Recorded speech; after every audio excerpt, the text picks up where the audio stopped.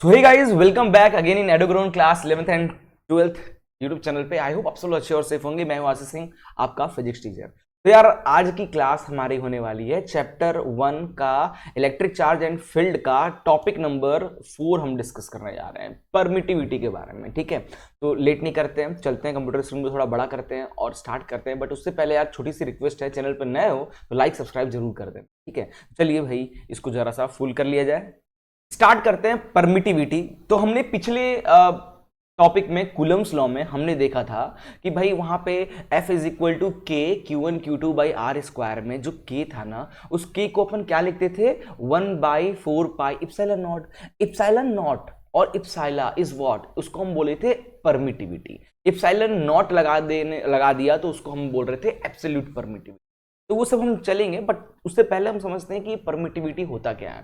तो देखो यार, परमिटिविटी प्रॉपर्टी होती है किसी भी मीडियम की विच डिटरमाइन करती है कि electric force between two charges situated in that medium. जैसे आप यहाँ पे देखो, ये दो चार्ज हमने कहाँ रखा है, एयर में रखा हुआ है। तो एयर में रखा है, दो चार्ज है, पास आया तो फोर्स लगा। तो यहाँ पे मीडियम क्या है, दोनों चार्ज के बीच का मीडियम क्या है, एयर है। तो एयर की वजह से जो फोर्स की वैल्यू होगी ना दोनों के बीच में, वो डिफरेंट होगी। कब? जब हम इसी दोनों चार्ज को कहां रख देंगे, इसी दोनों चार्ज को हम जब किसी मीडियम में डाल देंगे, क्योंकि इस मीडियम की परमिटिविटी अलग होगी। लाइक हमने यहाँ पे वाटर में इसको डाल दिया, तो वाटर में डाल देने से ये होगा बेटा कि भाई परमिटिविटी, वाटर का मीडियम चेंज हुआ तो परमिटिविटी चेंज हो जाएगी, जिसकी वजह से फोर्स पे कुछ ना कुछ इफेक्ट पड़ेगा। तो हम लोग को यही देखना है कि मीडियम चेंज करने से फोर्स पे क्या इफेक्ट पड़ता है। ठीक है, यही सब चीजें को हम लोग समझेंगे। और इन्हीं मीडियम की प्रॉपर्टी, एक प्रॉपर्टी होती है जिसको अपन परमिटिविटी कहते हैं। चलिए आगे चलते। जैसे कि हमने पुराने कूलम्स लॉ में टॉपिक नंबर 3 में हमने डिस्कस किया था कि जो के कांस्टेंट था, कूलम्स कांस्टेंट, उसको लिखते थे हम लोग 1/4 पाई इप्सिलॉन नॉट। अभी मैं इप्सिलॉन यहाँ पे लिखा हूँ, ये मिसप्रिंट नहीं है बेटा, इप्सिलॉन इसलिए लिखा हूँ, अभी मैं समझाता हूँ। Epsilon here, epsilon is a permittivity only. Permittivity, अगर देखो, अगर मीडियम एयर है तो अपन बोलेंगे एब्सोल्यूट परमिटिविटी। मीडियम अगर कोई लाइक वाटर, ऑयल कुछ है तो अपन ई इप्सिलॉन एम, या ऑयल होता है ओ लिख देंगे, ऐसा कुछ चलेगा। ठीक है, तो भाई के की वैल्यू होती है 1/4 पाई इप्सिलॉन, वेयर इप्सिलॉन क्या है, किसी भी मीडियम की परमिटिविटी जिसमें चार्ज रखा हुआ है। ठीक है भाई, अब देखो एयर की बात करें तो के की वैल्यू एयर में, अगर जो दोनों चार्ज जो है एयर में रखा है, मतलब मीडियम अगर हमारा एयर है, तो के एयर की जो वैल्यू हो जाएगी वो कितनी होती है, 9 × 10⁹ न्यूटन मीटर स्क्वायर पर कूलम स्क्वायर। ये हमने कूलम्स लॉ में मैंने आपको ये चीज बता दिया था। ठीक है, वहीं पे देखो, अगर वैक्यूम में रखा हुआ है दोनों चार्ज, तो उनकी जो परमिटिविटी है उसको 1 हो जाती है, याद रखिएगा। ठीक है, परमिटिविटी कह रहा हूं, दैट इज नॉट परमिटिविटी, के की वैल्यू। ठीक है, जो कूलम कांस्टेंट के है, इसकी वैल्यू वैक्यूम में जब दो चार्ज रखा होगा तब के वैक्यूम 1 हो जाएगा। एयर में रखा है तो के की वैल्यू कितनी हो जाएगी एयर में, ठीक है, 9 × 10⁹ के आसपास, और वाटर रखा है तो लगभग 80 के आसपास। ठीक है, चलिए भाई, फिर हम लोग बात करते हैं, नेक्स्ट हमारा है एयर एंड फ्री स्पेस। अगर चार्ज एयर या फ्री स्पेस में रखा हुआ है, फिर हम लोग इप्सिलॉन नॉट यूज करते हैं, जिसको अपन कहते हैं एब्सोल्यूट परमिटिविटी। ठीक है, ध्यान रखिएगा, इप्सिलॉन नॉट की वैल्यू क्या होती है, मतलब जो मीडियम है, मीडियम क्या है, एयर है, तो एयर की परमिटिविटी क्या होती है, याद रखना आपको 8.85 × 10⁻⁻12 कूलम स्क्वायर पर न्यूटन मीटर स्क्वायर, यही होती है इप्सिलॉन नॉट। नॉट हमने क्यों लगाया, क्योंकि जो मीडियम है बेटा, जो मीडियम है मेरा, वो क्या है, वो एयर है। जब एयर में, एयर एज अ मीडियम होता है ना, तब अपन इप्सिलॉन में नॉट का शब्द, ये नॉट का सिंबल यूज करते हैं। ठीक है, और इप्सिलॉन नॉट की वैल्यू कितनी होती है, 8.85 × 10⁻⁻12 कूलम स्क्वायर पर न्यूटन मीटर स्क्वायर।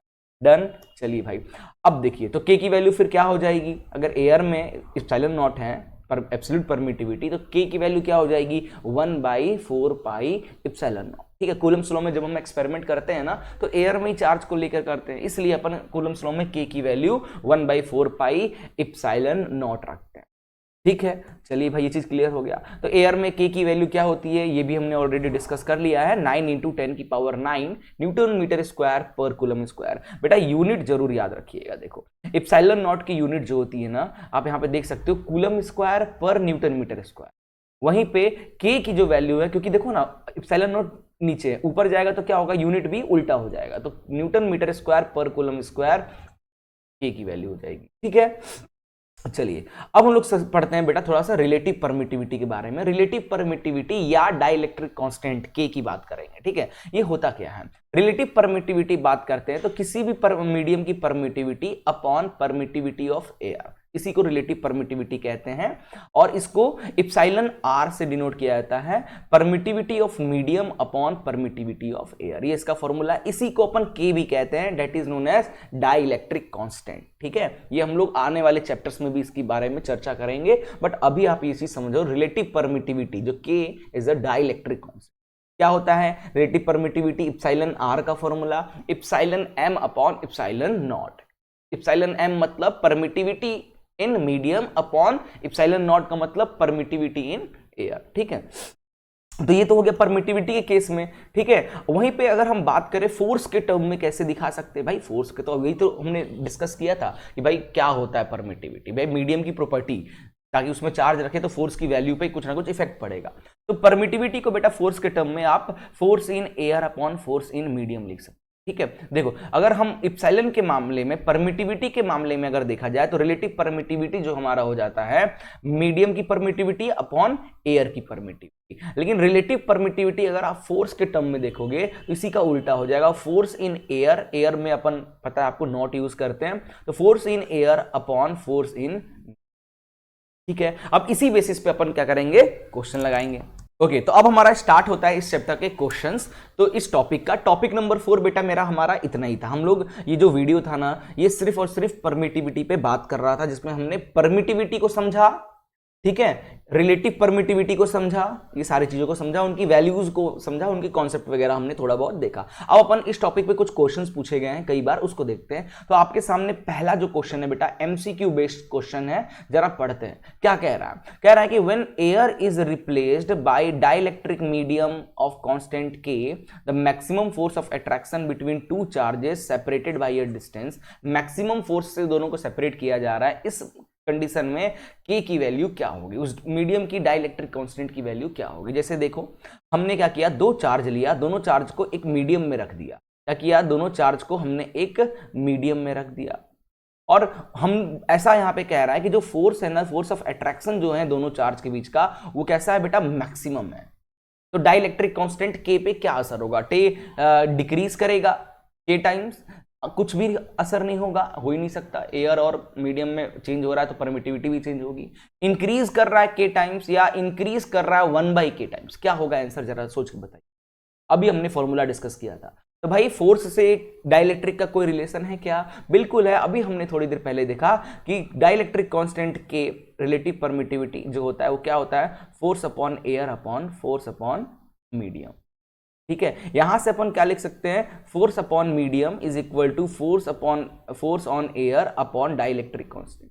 ठीक है, अगर मैक्सिमम फोर्स है, फोर्स की वैल्यू अगर मैक्सिमम है तो के क्या होगा, के टाइम्स क्या होगा, के टाइम्स क्या होगा, डिक्रीज कर जाएगा, इनवर्सली प्रोपोर्शनल है ना। That's why option A is the right answer. क्या होगी, मीडियम की जो डाइलेक्ट्रिक है कांस्टेंट वो क्या होगी, के टाइम्स डिक्रीज कर जाएगा। Clear, for maximum force. ठीक है, चलिए अगला क्वेश्चन देखते हैं। कह रहा है the dielectric constant of water is 80, what is it's permittivity. ओहो, डाइलेक्ट्रिक कांस्टेंट दे रखा है किसका, वाटर का, मतलब बेटा ध्यान से देखो, ध्यान से देखो, के की वैल्यू दे रखी है। ठीक है, कितना दे रखा है भाई, के की वैल्यू दे रखा है 80। कह रहा है what is it's permittivity, permittivity क्या होगी। ठीक है, तो भाई मतलब वाटर की बात कर रहा है, तो वाटर की डाइलेक्ट्रिक कांस्टेंट तो दे रखा है, तो वाटर का परमिटिविटी कितना होगा ये पूछ रहा है। ठीक है, तो चलिए कोई रिलेशन है क्या डाइलेक्ट्रिक कांस्टेंट का परमिटिविटी से, तो बिल्कुल है, के इज इक्वल टू क्या होता है बेटा, E R is equal to क्या होता है बेटा, epsilon medium upon epsilon nought. ठीक है, अब यहां से यहां पे मीडियम हमारा क्या है, वाटर है, तो epsilon water upon epsilon nought. ठीक है, यहां से बेटा इप्सिलॉन वाटर जो है, ठीक है, वो कितना हो जाएगा जरा बताइए। यहां से इप्सिलॉन वाटर जो है इसके बराबर हो जाएगा के इप्सिलॉन नॉट के बराबर। अब जरा बताना के कितना दिया, 80 दिया है, 80, और इप्सिलॉन एयर में इप्सिलॉन नॉट की वैल्यू कितनी होती है, जल्दी बताइए। दैट इज 8.85 इंटू 10 की पावर -2। ठीक है, फटाफट इसको मल्टीप्लाई कीजिए, फटाफट इसको मल्टीप्लाई कीजिए, तो आपका आंसर ये आ जाएगा लगभग 7.08 इंटू 10 की पावर -10 के आस। ठीक है, इसका यूनिट लिख लीजिए, क्या होता है भाई इसका यूनिट, कूलम स्क्वायर पर न्यूटन मीटर स्क्वायर। ठीक है, तो इस तरीके से कितना सिंपल क्वेश्चन था, इजीली अपन इसको कर। ठीक है, नेक्स्ट चलते हैं बेटा, अगला क्वेश्चन देखिए, कह रहा है 2 पॉइंट चार्ज है having equal charges separated by a 1 metre distance experience a force of 8 newton force experience कर रहा है। What will be the force experience by them if they are held in water. Water में अगर डाल देंगे तब कितना फोर्स एक्ट होगा, अगर एयर में 8 न्यूटन फोर्स एक्ट कर रहा है दोनों चार्ज पे। समझ रहे हो कहानी क्या कह रहा है कि एक केस 1 देखो, केस 1 क्या कह रहा है कि हम एक चार्ज को लिए, ठीक है, 2 point charge having equal charges. तो ठीक है, इनको अपन ले लेते हैं, एक ये रहा चार्ज, एक चार्ज ये रहा, स्मॉल क्यू हमने ले लिया, इक्वल चार्ज ले लिया, दोनों सेपरेटेड है कितने डिस्टेंस पे, 1 मीटर डिस्टेंस पे सेपरेटेड है, और मीडियम क्या है, एयर है। इस कंडीशन में फोर्स की वैल्यू कितनी आ रही है, 8 न्यूटन आ रही है। ठीक है, अब वहीं पे केस 2 क्या कह रहा है बेटा कि अगर हम इसी सेम चार्ज को, केस 2 कह रहा है इसी सेम चार्ज को, ठीक है,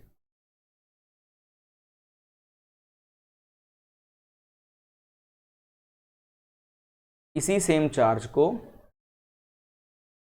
1 मीटर डिस्टेंस पे अगर हम, मीडियम क्या हमारा होगा, वाटर के अंदर रख दें, तो बताइए इस पे कितना फोर्स लगेगा एट सेम डिस्टेंस। यहां देखो लिखा हुआ है एट सेम डिस्टेंस, तो हमारा फोर्स कितना लगेगा ये पूछा। कितना इजी क्वेश्चन है, थोड़ा बड़ा कर दे रहा हूं ताकि आप इजीली देख पाओ। ठीक है, चलो बताओ कितना हो जाएगा इसका answer.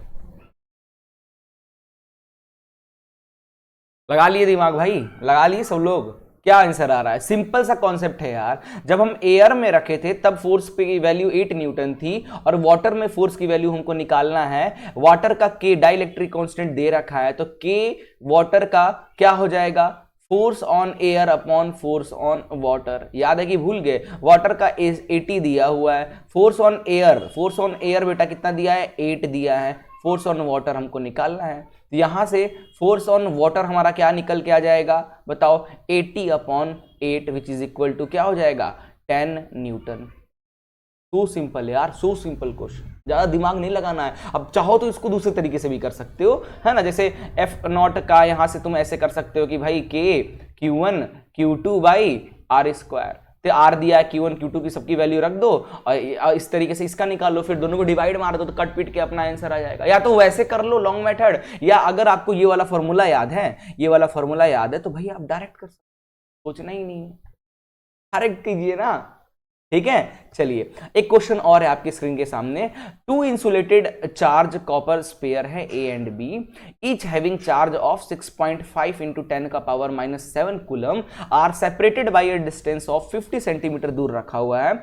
If they are placed in water, कह रहा है अगर हम उसको वाटर में प्लेस कर दें, जिसका डाइलेक्ट्रिक कांस्टेंट 80 है, डाइलेक्ट्रिक कांस्टेंट कितना है, 80 है, then find the electrostatic force of repulsion between them. तो उनके बीच के फोर्स क्या होगा ये निकालने को कह रहा है।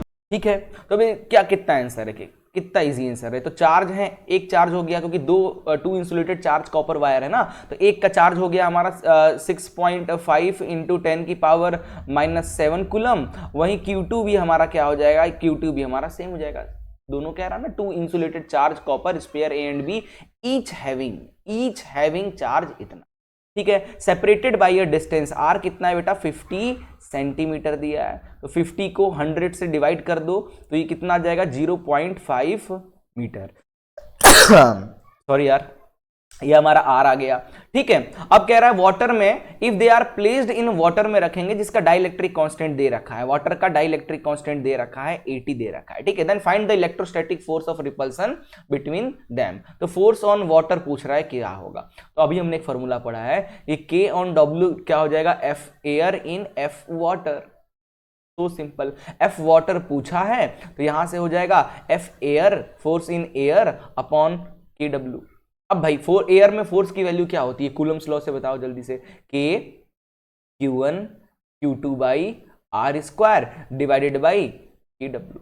तो जरा बताना कितना हो जाएगा एफ डब्ल्यू। के की वैल्यू क्या है, के की वैल्यू कितनी होती है 9 इंटू 10 की पावर 9 इंटू Q1 कितना दिया हुआ है 6.5 इंटू 10 की पावर -7, Q2 कितना दिया हुआ है 6.5 इंटू 10 की पावर -7 अपॉन R कितना है भाई 0.5 का होल स्क्वायर, और इन सब के अपॉन में एक और KW दिया है 80 दिया हुआ। ठीक है, तो जरा जल्दी जल्दी कटिंग पटिंग करना, स्पेस है भाई, स्पेस है बिल्कुल है। ठीक है, इसको अपन इधर लिखते तो ज़्यादा सही रहता यार। ठीक है ठीक है ठीक है, एक बार यहाँ लिख रहा हूँ। ठीक है, तो हमारा जो फोर्स ऑन वाटर आ रहा है वो कितना आ रहा है 9 इंटू 10 का पावर 9 इंटू 6.5 इंटू 10 की पावर कितना था भाई 10 की पावर -7। ठीक है, इंटू 6.5 इंटू 10 की पावर -7।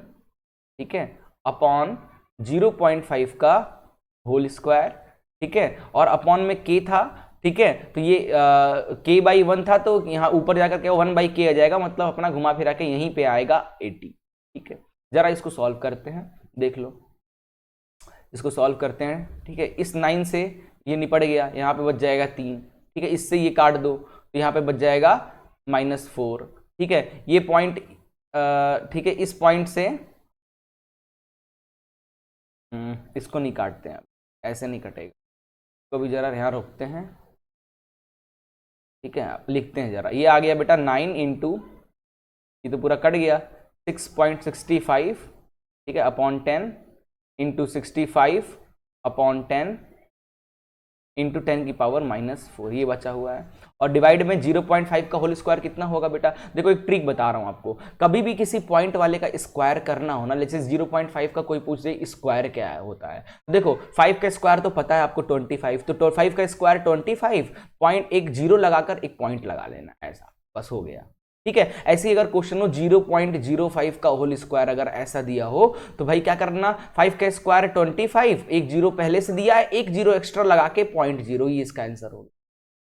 अच्छा ट्रिक है ना, इस ट्रिक नहीं है यार, एक तरीका है मैथ्स का थोड़ा सा शॉर्टकट करने का। बहुत बच्चे पॉइंट वाले का स्क्वायर देखकर घबरा के भाग लेते हैं, तो नहीं भगना है। ठीक है, तो भाई इसको अपन करेंगे तो कितना आ रहा है हमारा 0.025, तो इसको लिख सकता हूं 25 और ऊपर चला जाएगा 100। ठीक है, पॉइंट हटाएंगे तो, और साथ में बचा हुआ हमारा 80, तो देखो इससे ये कट गया। ठीक है, इससे ये कट गया। ओके, और उसके बाद और कुछ कट सकते हो काट लो भाई, और कुछ काट सकते हो काट लो, नहीं तो ये आ जाएगा 9 इंटू 65 इंटू 65 अपॉन ये आ जाएगा 25 इंटू 8 इंटू 10 और ऊपर बच गया 10 की पावर -4। ठीक है, इसको आप सॉल्व करके देखना, सॉल्व करोगे तो एफ डब्ल्यू जो आपका आ जाएगा 1.9 इंटू 10 की पावर -4 न्यूटन के आसपास आपका आंसर आएगा। ठीक है, देख लेना कहीं पे कुछ कैलकुलेशन मिस्टेक तो नहीं है। हाँ, वैसे तो कोशिश किया हूँ कि मैं जहाँ तक हो सके सही करने का, बट अगर कहीं पे मिस्टेक लग रहा हो ना तो देख लेना। ठीक है, चलिए आई होप आपको ये क्वेश्चन अच्छे से समझ आ गया होगा। फिलहाल इस पार्ट को यहीं पे खत्म करते हैं, मिलते हैं नेक्स्ट में वीडियो में इस चैप्टर के एक और नए टॉपिक के साथ। तब तक के लिए good bye, take care and